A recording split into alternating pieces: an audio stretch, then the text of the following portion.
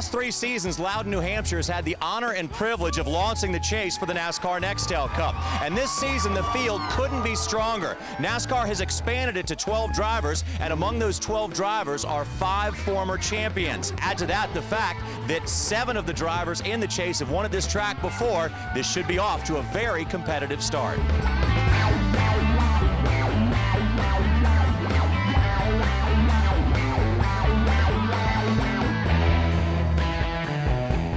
If last week anybody asked me if running third was going to disappoint me too bad, I doubt I would have said that it was. We got to keep working, but we, it's a good start to it. I mean, it's 9 more weeks of this stuff, so if we can stay third all 10 races, I think we'll probably win a championship. Tony and I had some great battles out there. I thought the whole DuPont Chevrolet team and Steve, everybody did a phenomenal job. I mean, great pit stops, great calls. When we took the 2 tires at the right time, the 4 tires at the right time. But Clint Boyer was definitely the car to beat today. This is the top of the deal, man. This is as high as it gets in all of motorsports, and to be able to win at this level just feels so good. Just to be able to race with these guys is a huge honor, and to be able to beat them is even better. Before this year's chase for the Nextel Cup began, the black number 07 was the darkest of dark horses for the 07 title. But Clint Boyer picked the best time for his first career win. It made him go from long shot to title contender and moved him up 8 positions in points to lead the Richard Childress team in the chase.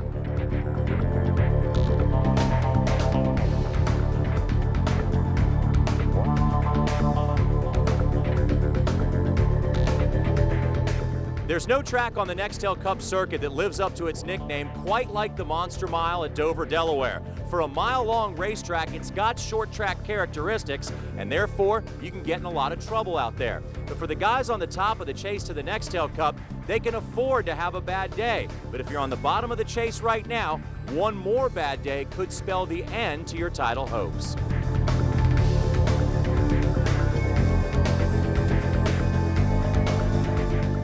I ran in the back on him, absolutely, but he came off the corner 10 miles an hour slower than he had in laps before, and I gauged off of that. I wasn't counting on that happening. I don't look at it that way, you know what I mean? It's like I said, it's a shame because he's got a ton of talent. He's a great race car driver. He just drives stupid sometimes, and that was a stupid move. Don't smack me on the helmet. You smack me on the helmet, I'm gonna punch you in the face. You don't come to my car, don't come to my pit. You meet me somewhere else, and we'll settle it. But I got the utmost respect for Kyle, but don't lay your hands on my head. I watched the Busch race, and they said he was sick. So I guess whatever medicine he's taking makes him hallucinate because he needs 3 lanes to get around somebody on a racetrack because he just ran all over me. It's frustrating anytime it happens, but that late in a race really sucks. You're sitting there with 15 to go, you can smell the top 5, and that was going to be one of them hard-earned top 5s that you're real proud of. So it just sucks. That was real nerve-wracking when I was lifting off the throttle and the thing was staying wide open. The throttle was just sticking a little bit. And luckily, we built new throttle pedals just about 2 months ago, and now they have a tow hook so I can pull the throttle back. If it weren't for that, I'd have been in deep trouble. So guys got it fixed, so we came back, and just a great win for this Office Depot team. In a year full of penalties, the one that NASCAR gave to Carl Edwards and the '99 team last week may be the one that has the most impact. The governing body took 25 points away and dropped the team from 3rd to 6th, 28 points out. Roush Fenway Racing is appealing the decision, but they don't expect good results.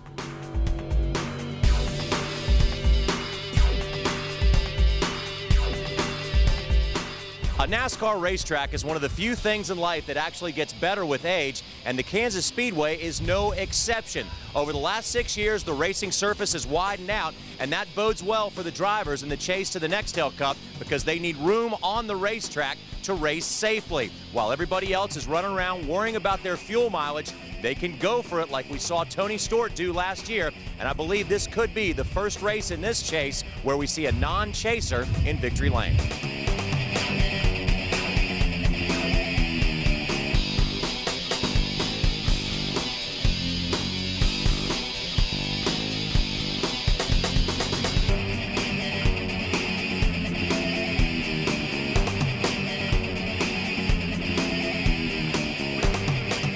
don't think any of us could have expected the final laps of this race to be as crazy as it was and have all these troubles with the chasers. I mean, it was just a wild finish to this race.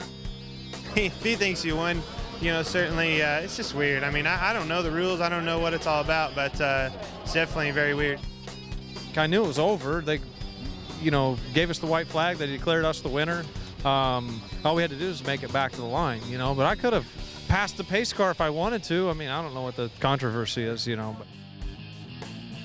Just when you thought NASCAR Nextel Cup racing couldn't get any wilder, here we are at Talladega in a brand new race car. For the first time ever, NASCAR's Car of Tomorrow will compete on a restrictor plate racetrack. And that makes the great unknown of Talladega just a little greater. With chasers scattered all over the field, any accident, whether big or small, could have a great impact on the chase for the Nextel Cup. It's very, very, very difficult to see, and I think that there's a very good chance we'll probably have an accident because we can't see, and somebody's going to run into somebody and probably wreck. But we do that a lot of these racetracks.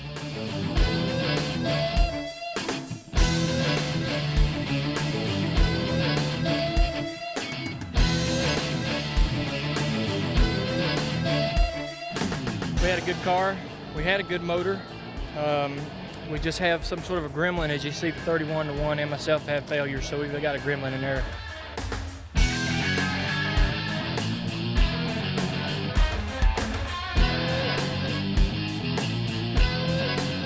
I thought the racing was boring for the most part. Obviously we had a halfway exciting finish, but they could shorten these races to about 250 miles and have the same outcome, and you'll still have a big crash for the fans that like that.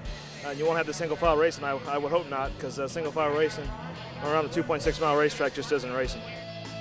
That's the first time I've been able to do a burnout here in a long time, because usually they throw things at me and NASCAR doesn't let me. So I was pretty thankful to get to do that. It was really cool and special. I mean, I love racing here at Talladega, whether the fans are cheering or booing. To me, it's always exciting, and it's a tough place to win. And today, this race meant a lot to me and this race team, especially with the chase, the championship, everything going on. It was an important win. Jeff Gordon and Jimmy Johnson are teammates, friends, and championship contenders heading into the only night race in the chase. Gordon leads Johnson by just 9 points, and combined, they have 9 wins at this racetrack. And now they are balancing between being teammates and competitors.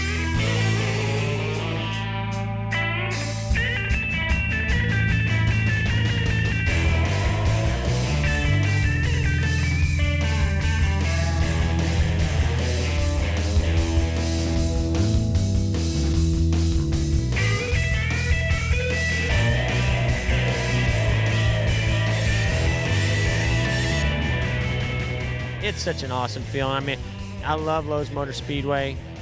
This race team is just on a roll right now, and we've really got things going our way, and we're having fun. There was a lot of guys that were way better than us that had bad luck and pitted early and got caught out, and we ended up with the best. At the halfway point, if you'd have said, 5th and you can park it, I'd have parked that thing in a heartbeat. That was a great finish for us. Martinsville may be the smallest track on the NASCAR circuit, but when it comes to racing history, it's huge. They've been racing here since 1949, and it also has the honor of being the only short track in the chase for the Nextel Cup. 7 of the last 9 races here have been won by the top 2 guys in the chase, Jeff Gordon and Jimmy Johnson. But when it comes to this year's chase, no one should count out 3rd place Clint Boyer. We just got to keep doing what we're doing. For us, it's just go out and try to win the races and lead as many laps as possible, and go from there and hope that it all turns out right for us.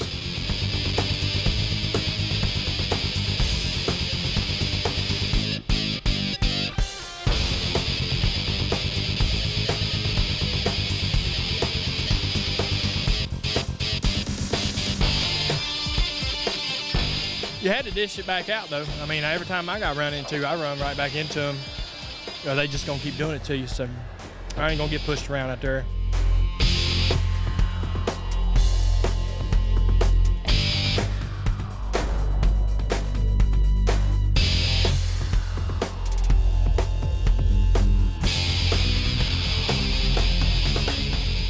Well, we were angry at each other, but that's just because we're trying to win. I mean, I got into him a little bit, and then I got into him a little bit harder again. And I didn't mean the second time. The first time was just a little Martinsville bumping, but other than that, it was a good finish for us. He came over, we talked, everything's cool. I'll go on to Atlanta. Afterwards, I just asked him if he gave me enough room, and he said, I didn't mean to do it. He said, but I didn't do it on purpose. And I said, well, I hope you understand why I was upset. I mean, it's all good. I was a little vulnerable there at the end, was able to hold the 24 off, and the 12 got by him. Then at the end, I was doing a good job of keeping the 12 behind me, and I made a mistake coming to the white, and I was still luckily able to hold him off and get the victory. The theme at the Atlanta Motor Speedway is real racing, real fast. But right now, time is running out real fast for those chasers trying to catch Jeff Gordon. His 53-point lead over teammate Jimmy Johnson is one of the biggest ever at this point in a chase. But that was not the subject matter being talked about in the garage area this weekend. Rather, all that attention was focused on the inter-team rivalry between Matt Kenseth and Carl Edwards that we all saw on TV last weekend.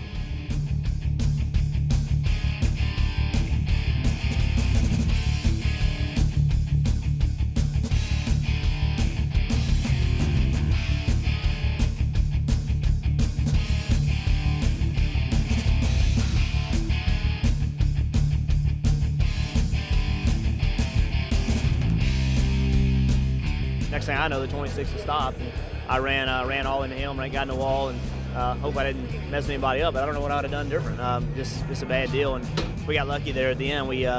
Carl was tore up pretty badly, and that green-white checker not happening was a good thing for us. I got a good start on the 99 on the last restart. Then I guess when we went into turn one, it sounds like a tire or wheel fell off the A car or something. So I got a good restart and got away from those guys. I think we would have been in good shape, but it didn't hurt my feelings to have that caution come out. I certainly know where he is throughout the race. I'm looking at the scoring pylons when we're driving by, and from time to time the team will mention it. So he and the 07 are the guys I'm racing right now, and I need as many cars between me and them as I can. So I'm paying very close attention to that. The Texas Motor Speedway is the self-proclaimed great American racetrack, and nearly 200,000 fans this weekend are in for a great race. It's another one of those mile-and-a-half ovals where drivers approach 200 miles an hour getting into the corners. But with 3 races left in the season, time is running out on those chasing for the championship and those just looking for a good end to this season.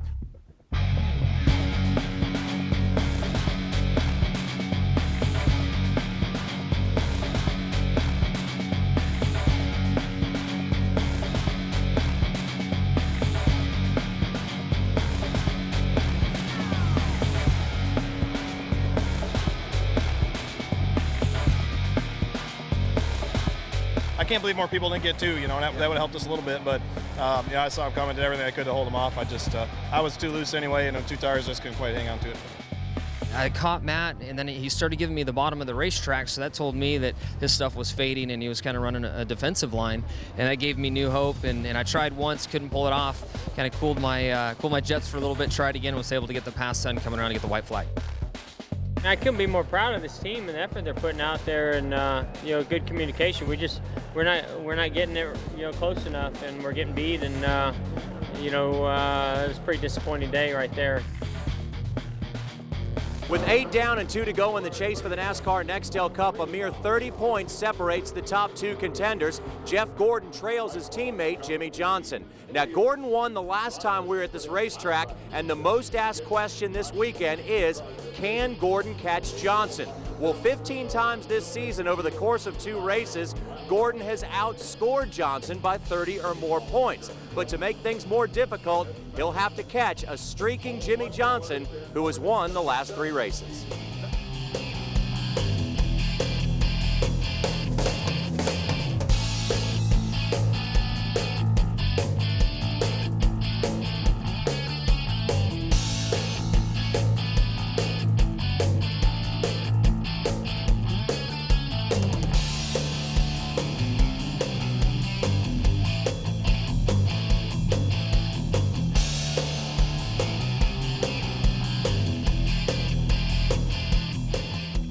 Jimmy's a great driver, driving the wheels off of it, but those guys are doing everything together, and that's why they're winning the races where they're at in the points. I'm really, really amazed that we've been able to get on a roll like this. I look back to the tools that Chad and I have to work with, and the crew and the people we have that support us, and put a lot of weight in that. Chad and I are just doing our thing. We're out here having fun. We're racing hard for these wins, and it's all working out. So it's amazing that we're having the success because we're not doing anything different than we've done all year. It's just all coming together right now, and fortunately at the right time. Even though Jeff Gordon conceded the championship to his teammate Jimmie Johnson last weekend in Phoenix, he still has a shot to win. He's outscored Jimmie Johnson by 86 or more points 4 times this season, but in order for it to happen this weekend, Jimmie Johnson would have to have a catastrophic failure, and that's not the way Gordon wants to win championship number 5.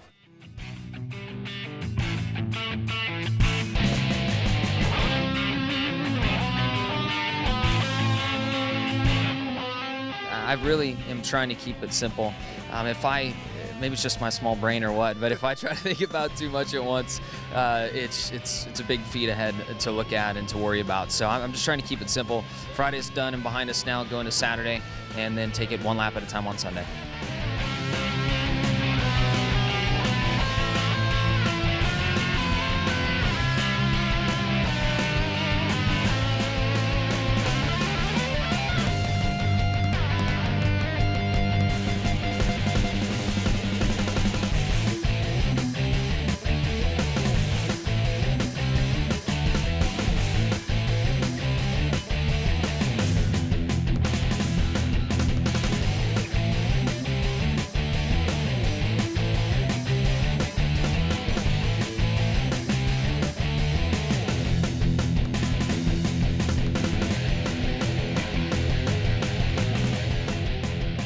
So far, it's much sweeter. Last year was such a relief, and I'm just so fortunate to be back in this position and have a chance to experience this all a second time, and I'm truly going to savor this. There's no telling if or when this will happen again for us, and have back-to-back seasons like this.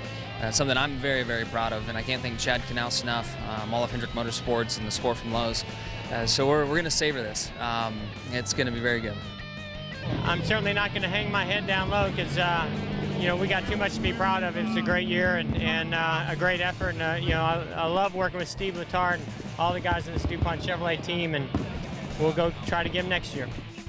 Well, it feels great. It's been kind of a weird year. We started off with a win and ended with a win, so that feels really good. It especially feels good because we come so close so many times, and I feel like I let these guys down. I keep losing the close ones the last couple months, so it feels good to finally pull it off. That's soaking in already. Last year I was just on my heels trying to understand what we had done, and this year to come back and really race like we did and go earn this championship. I've been waiting to sink my teeth into this celebration and get things going, and I'm just so proud and look forward to the off season. 2007 will no doubt go down as the year of Jimmie Johnson. Since the inception of the 10-race chase to the Nextel Cup, no driver has been so dominant. Johnson won 4 of the last 5 races and was consistent enough to hold off a charging Jeff Gordon. The 4-time champion, who just happens to own Johnson's car, put together a top 5 finishing average. In any previous season, that would be enough to run away with the championship, but not this year. A flawless performance by Johnson at the wheel and the 48 team on pit road gave Johnson his 2nd consecutive championship. And ironically enough, Jeff Gordon was the last driver to win back-to-back titles in NASCAR's Top Series. Not only was this a remarkable year for Johnson, but the entire Hendrick Motorsports group. They won an unprecedented 50% of the races. With Kyle Busch's win at Bristol and Casey Mears' first career victory at Charlotte, Hendrick cars won 18 of 36 events. In a day and age where the competition has never been closer, no team has ever put on such a dominant performance, making Hendrick cars the one to beat in 2008.